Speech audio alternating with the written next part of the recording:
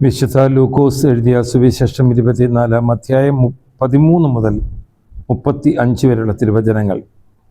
ആ ദിവസം തന്നെ അവരിൽ 2 പേർ ജെറൂസലേമിൽ നിന്നും ഏകദേശം 60 സ്ഥൈയോൺ അകലെയുള്ള എമ്മാവൂസ് ഗ്രാമത്തിലേക്ക് പോവുകയായിരുന്നു. ഈ സംഭവങ്ങളെക്കുറിച്ചെല്ലാം അവർ സംസാരിച്ചു കൊണ്ടിരുന്നു. അവർ സംസാരിക്കുകയും വാദിക്കുകയും ചെയ്തുകൊണ്ട് പോകുമ്പോൾ യേശു തമ്പുരാൻ അടുത്തെത്തി അവരോടൊപ്പം യാത്ര ചെയ്തു. എന്നാൽ അവനെ തിരിച്ചറിയാൻ കഴിയാത്ത വിധം അവരുടെ കണ്ണുകൾ മൂടപ്പെട്ടിരുന്നു. അവൻ അവരോട് ചോദിച്ചു, എന്തിനെക്കുറിച്ചാണ് നിങ്ങൾ സംസാരിക്കുന്നത്? അവർ മ്ലാനവദനായിരുന്നു. അവർ ക്ലിയോഫാസ് എന്ന പേരായവൻ അവനോട് ചോദിച്ചു, ഈ ദിവസങ്ങൾ ജെറുസലേമിൽ നടന്ന സംഭവമൊന്നും അറിയാത്ത അപരിചിതനാണോ നീ? അവൻ ചോദിച്ചു, ഏത് കാര്യങ്ങൾ? അവർ പറഞ്ഞു, നസ്രാന യേശുവിനെ കുറിച്ച് തന്നെ. അവൻ ദൈവത്തിൻ്റെയും മനുഷ്യരുടെയും മുൻപിൽ വാക്കിലും പ്രവൃത്തിയിലും ശക്തനായ പ്രവാചകൻ ആയിരുന്നു.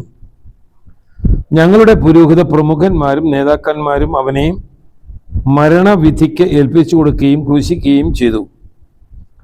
ഇസ്രായേലിനെ മോചിപ്പിക്കുവാനുള്ളവൻ ഇവനാണ് എന്നവർ പ്രതീക്ഷിച്ചിരുന്നു. ഇതൊക്കെ സംഭവിച്ചിട്ട് ഇന്ന് 3-ാം ദിവസമാണ്. ഞങ്ങളുടെ കൂട്ടത്തിലുള്ള ചില സ്ത്രീകൾ ഞങ്ങളെ വിസ്മയിപ്പിച്ചു. ഇന്ന് രാവിലെ അവർ കല്ലറയിൽ പോയിരുന്നു. അവൻ്റെ ശരീരം അവിടെ അവർ കണ്ടില്ല. അവർ തിരിച്ചു വന്ന് തങ്ങൾക്ക് ദൂതന്മാരുടെ ദർശനമുണ്ടായി എന്നും അവർ ജീവിച്ചിരിക്കുന്നുവെന്നും അറിയിച്ചു എന്നും പറഞ്ഞു. ഞങ്ങളുടെ കൂടെ ഉണ്ടായിരുന്ന ചിലരും കല്ലറയിലേക്ക് പോയി സ്ത്രീകൾ പറഞ്ഞതുപോലെ തന്നെ കണ്ടു, എന്നാൽ അവനെ അവർ കണ്ടില്ല.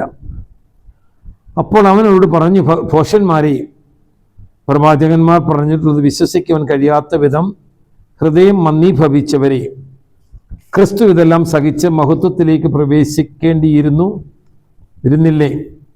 മോശ തുടങ്ങി മറ്റെല്ലാ പ്രവാചകന്മാരും വിശുദ്ധ ലിഖിതങ്ങളിൽ തന്നെ പറ്റി എഴുതിയിരുന്നവയെല്ലാം അവൻ അവർക്ക് വ്യാഖ്യാനിച്ചു കൊടുത്തു. അവരെത്തേണ്ടിയിരുന്ന ഗ്രാമത്തോടടുത്തു. അവനാകട്ടെ യാത്ര തുടരുകയാണെന്ന് ഭാവിച്ചു. അവരവനെ നിർബന്ധിച്ചുകൊണ്ട് പറഞ്ഞു, അങ്ങനെ ഞങ്ങളോട് കൂടി താമസിക്കുക. നേരം വൈകുന്നു, പകൽ അസ്തമിക്കാറായി. അവൻ അവരോടുകൂടി താമസിക്കുവാൻ കയറി. അവരോടൊപ്പം ഭക്ഷണത്തിന് ഇരുന്നപ്പോൾ അവൻ അപ്പം എടുത്ത് ആശീർവദിച്ച് മുറിച്ച് അവർ കൊടുത്തു. അപ്പോൾ അവരുടെ കണ്ണുകൾ തുറക്കപ്പെട്ടു.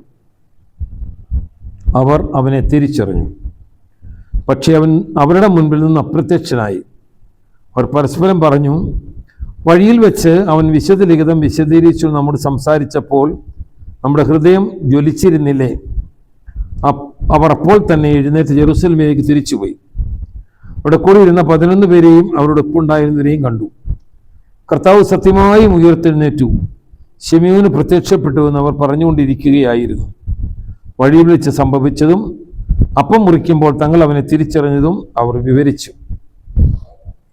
മിശിഹായിൽ ഏറ്റവും പ്രിയമുള്ളവരെ, ഉയർപ്പിന് ശേഷമുള്ള 3-ാമത്തെ ഞായറാഴ്ചയിലേക്ക് നാം കടന്നു വന്നിരിക്കുകയാണ്. 1-ാമത്തെ ഞായറാഴ്ച തോമാസ് ശ്ലീഹായ്ക്ക് പ്രത്യക്ഷപ്പെട്ട ഭാഗമാണ് നമ്മൾ വായിച്ചത്. 2-ാമത്തെ ഞായറാഴ്ച അത്ഭുതകരമായ മീൻപിടുത്തം പത്രോസിനും കൂട്ടർക്കും കർത്താവ് പ്രത്യക്ഷപ്പെട്ടതാണ് നാം വായിച്ചത്. ഇത് 3-ാമത്തെ ഞായറാഴ്ചയാണ്. ഇത് 2 ശിഷ്യന്മാർ എമ്മാവൂസിലേക്ക് യാത്ര ചെയ്യുന്ന ഒരു സംഭവമാണ്.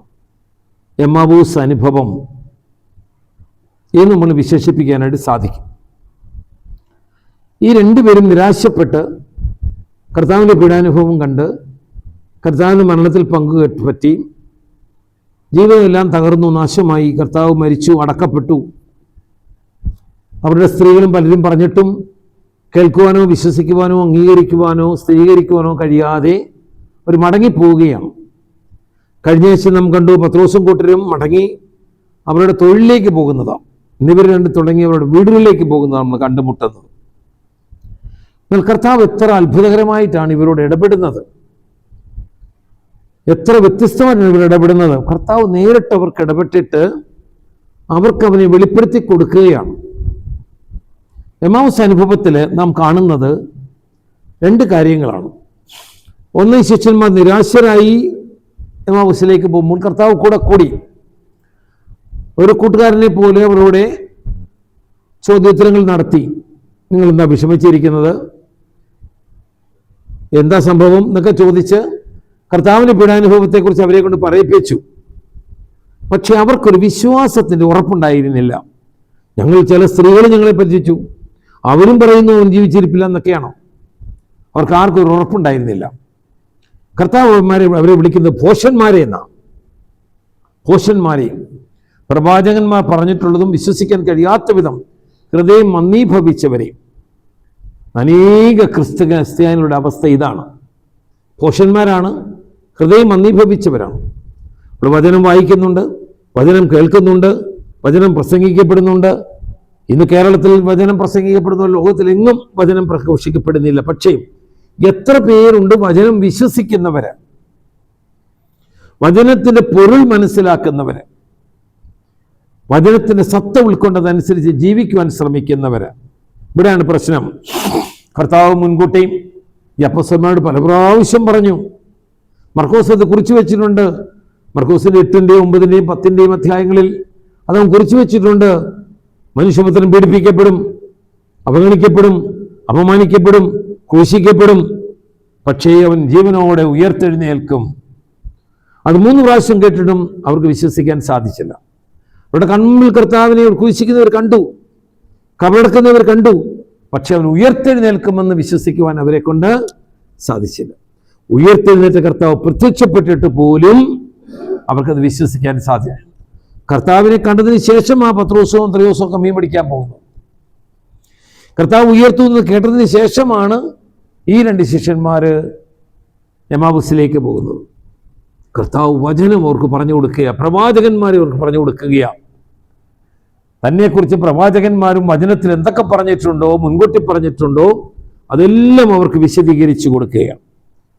ഇവിടെ ഈ വചനത്തിന്റെ അവസാനത്തിൽ പറയും, അവൻ നമ്മളോട് വചനം പറഞ്ഞപ്പോൾ നമ്മുടെ ഹൃദയം ജ്വലിച്ചിരുന്നില്ലേ?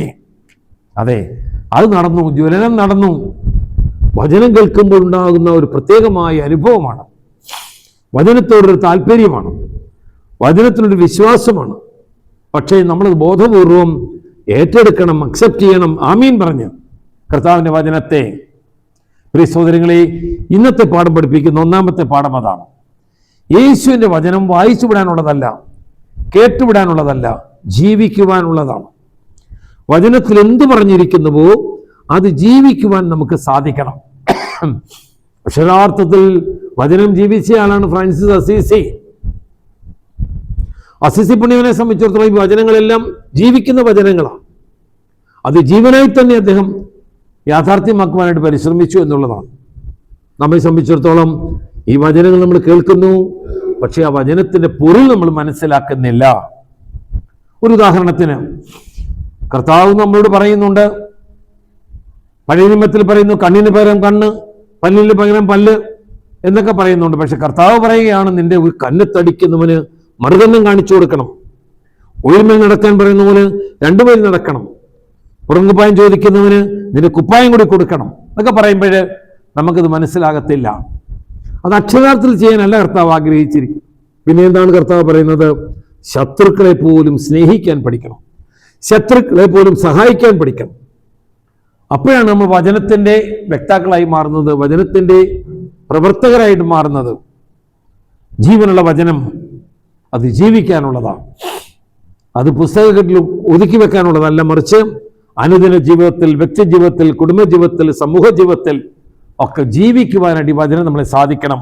സങ്കീർത്തനം പറയും 119, 105, നിന്റെ വചനം എൻ്റെ കാലുകൾക്ക് വിളക്കും, എൻ്റെ ഊടുവഴികൾക്ക് പ്രകാശം. ഈ വചനം എന്നെ നയിക്കണം, ഈ വചനം എന്നെ നിയന്ത്രിക്കണം, ഈ വചനം എന്നെ പരിപാലിക്കണം. അപ്പൊ നാം ഒരു കാര്യം ചെയ്യും മുമ്പ് ദൈവത്തിന്റെ വചനത്തോട് ചോദിക്കണം, ഇതൊരു വചനാധിഷ്ഠിതമാണോ ഈ പ്രവൃത്തി? വചനത്തിന് പ്രിയപ്പെട്ടതാണോ ഈ പ്രവൃത്തി? വചനവിരുദ്ധമാണോ ഈ പ്രവൃത്തി? വചനവിരുദ്ധമാണെങ്കിൽ ഒരിക്കലും ചെയ്യരുത്.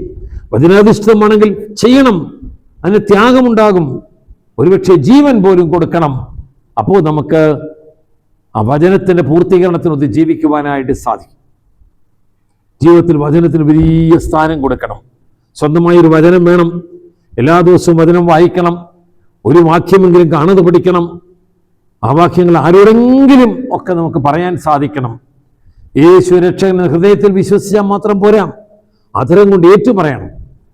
വചനം പ്രഘോഷിക്കപ്പെടണം. ലോകത്തിലുള്ള മുഴുവൻ മനുഷ്യരും യേശു എന്ന വചനത്തെ അറിയണം. അത് നമ്മുടെ ദൗത്യം, അറിഞ്ഞ് നമ്മുടെ ദൗത്യമാണ് യേശുവിനെ മറ്റുള്ളവർക്ക് അറിയിച്ചു കൊടുക്കുക എന്നുള്ളത്. ഇതാണ് ഇമ്മാവൂസ് എക്സ്പീരിയൻസിന്റെ ഒന്നാമത്തെ ഘടകം, വചനം അറിഞ്ഞ് ജീവിക്കുക. രണ്ടാമത്, ഇവിടെ യാത്ര തുടരുകയാണ്. ഈ അപരിചിതൻ മുൻപോട്ട് പോകാൻ തുടങ്ങിയാണ്. അവർ പറയും, നിൽക്കുക, ഞങ്ങളുടെ കൂടെ താമസിക്കുക, രാത്രിയായി, നാളെ രാവിലെ എഴുന്നേറ്റ് പോകാം. മടി കാണിച്ചുകൊണ്ട് അവൻ അവരോട് കൂടി. പക്ഷേ അവൻ അവരോട് കൂടിക്കഴിഞ്ഞപ്പോൾ അവൻ അവരുടെ നേതാവായിട്ട് മാറുകയാണ്. ഒരു ഭക്ഷണം കഴിക്കാനിരുന്നു. വിചിത്രമായി അവനാണ് ഭക്ഷണം എടുത്ത് ആശീർവദിച്ച് മുറിച്ച് അവർക്ക് കൊടുക്കുന്നത്. പെട്ടെന്ന് അവര് സെഹീൻ മാളിക ഓർത്തു. കർത്താവ് അപ്പം എടുത്തു, സ്വർഗത്തിലേക്ക് നോക്കി, ആശീർവദിച്ചു, മുറിച്ചു അവർക്ക് കൊടുത്തു. ആ മുറിവുകളിൽ കൂടി യേശുവിനെ കാണുവാൻ അവർക്ക് സാധിച്ചു. മുറിക്കപ്പെട്ട അപ്പത്തിൽ കൂടി. കാൽവരിയിലെ മുറിക്കപ്പെട്ട യേശുവിനെ ശിഷ്യന്മാർക്ക് കാണാൻ കഴിഞ്ഞില്ല, മനസ്സിലാക്കാൻ കഴിഞ്ഞില്ല. പക്ഷേ ഇവിടെ മുറിക്കപ്പെട്ട അപ്പത്തിന്റെ മുറിവിലൂടെ യേശുവിനെ തിരിച്ചറിയാൻ സാധിച്ചു. വചനം പറയുന്നത് അവിടെ കണ്ണുകൾ തുറക്കപ്പെട്ടു. പ്രിയ സഹോദരങ്ങളെ, വചനത്തിൽ സാധിച്ചെടുക്കാൻ കഴിയാത്തത് അപ്പത്തിൽ സാധിച്ചെടുക്കാൻ സാധിക്കും. ഓരോ ദിവസവും നമ്മൾ വിശ്രമാനിക്ക് പോകുന്നവരാണല്ലോ. ഒരു ചടങ്ങല്ല, ഒരു പരിപാടിയല്ല, മറിച്ച് സത്യമായിട്ടും യേശുവിന്റെ വലിയ ഉത്സവത്തിൽ നമ്മൾ പങ്കുപറ്റുകയാണ്. കർത്താവിന്റെ പീഡാനുഭവത്തിൽ നമ്മൾ പങ്കുപറ്റുകയാണ്. കർത്താവിന്റെ കുരിശുമരണത്തിൽ നമ്മൾ പങ്കുപറ്റുകയാണ്. സിഹോൻ മാളികയിലെ വലിയ പെസഹയിൽ നമ്മൾ പങ്കുപറ്റുകയാണ്. അവിടെ നമുക്കൊരു ക്രിയാത്മകമായ ആരാധനയുണ്ടാകണം. യോഹന്നാൻ പറയുന്ന പോലെ സത്യത്തിലും ആത്മാവിലുള്ള ഒരു ആരാധന, ഹൃദയം കൊണ്ട് ദൈവത്തെ ആരാധിക്കുവാനായിട്ട് നമുക്ക് സാധിക്കണം.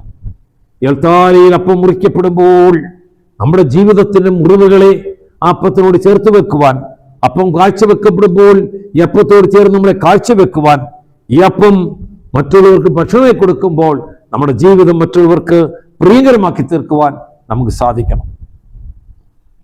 അപ്പോൾ രക്ഷയ്ക്ക് അനിവാര്യമായി കർത്താവ് തന്നിരിക്കുന്ന രണ്ട് കാര്യങ്ങളാണ് ദൈവത്തിന്റെ വചനവും യേശുവിന്റെ തിരുശരീരവും തിരുരക്തവും. അക്ഷരാർത്ഥത്തിൽ യേശുവിന്റെ തിരുരക്തങ്ങളിൽ നമ്മൾ വിശ്വസിക്കണം, ബോധപൂർവ്വത്തിൽ പങ്കെടുക്കണം, വിശുദ്ധിയോടെ പങ്കെടുക്കണം. യോഗ്യതയില്ലാതെ വിശുദ്ധ കുർബാനയിൽ പങ്കെടുത്താൽ യാതൊരു പ്രയോജനവും നമുക്ക് കിട്ടത്തില്ല. വിശുദ്ധമായ കാര്യങ്ങൾ വിശുദ്ധമായി ചെയ്യുന്നവനാണ് വിശുദ്ധനായി തീരുവാനായിട്ട് സാധിക്കുന്നത്. ഇതാണ് എമ്മാവൂസിലെ രണ്ടാമത്തെ എക്സ്പീരിയൻസ്. വചനം കേട്ടപ്പോൾ ഹൃദയങ്ങൾ ജ്വലിച്ചെങ്കിൽ വചനം മുറിച്ചപ്പോൾ കർത്താവിനെ കാണുവാൻ നമുക്ക് സാധിച്ചു. വചനത്തിന് അപ്പത്തിന്റെ മുറിവിലൂടെ യേശുവിനെ കാണുക. ഓരോ അൾത്താരയിലും ഓരോ ദിവസവും യേശുവിനെ തിരിച്ചറിയുവാൻ എനിക്ക് നിങ്ങൾക്കും സാധിക്കും. അത്രമാത്രം ഒരു വിശ്വാസത്തോടെ വചനത്തിന്റെ വായനയിലും വിശുദ്ധ കുർബാനയുടെ പങ്കുപറ്റലിലും നമുക്കിടയാകട്ടെ എന്ന് ആഗ്രഹിക്കുന്നു. ഓരോരുത്തർക്കും ഈ അമാവാസ്യാനുഭവം ഉണ്ടാകുവാനും നാം മടങ്ങി തിരിച്ച് യേശുവിൻ്റെ അടുക്കലേക്ക് തന്നെ വരുവാനും, യേശുവിന് അകന്നു പോയിരുന്നവരെ യേശു കൂടെ കൂട്ടി തിരിച്ചു കൊണ്ടിരുന്നത് പോലെ നമുക്കും കർത്താവിൽ തിരിച്ചു വന്ന് കർത്താവിന്റെ മക്കളായി തീരുവാനായിട്ട് സാധിക്കട്ടെ. ദൈവത്തിന്റെ വചനത്തിലൂടെ യേശുവിന്റെ തിരുശരീരക്തങ്ങളിലൂടെ ഒരു വിശുദ്ധ ജീവിതത്തിന് രൂപം കൊടുക്കുവാൻ നമ്മളെല്ലാവരെയും ദൈവം സഹായിച്ച് അനുഗ്രഹിക്കട്ടെ. പിതാവിൻ്റെയും പുത്രൻ്റെയും പരിശുദ്ധ റൂഹായുടെയും തിരുനാമത്തിൽ ആമീൻ.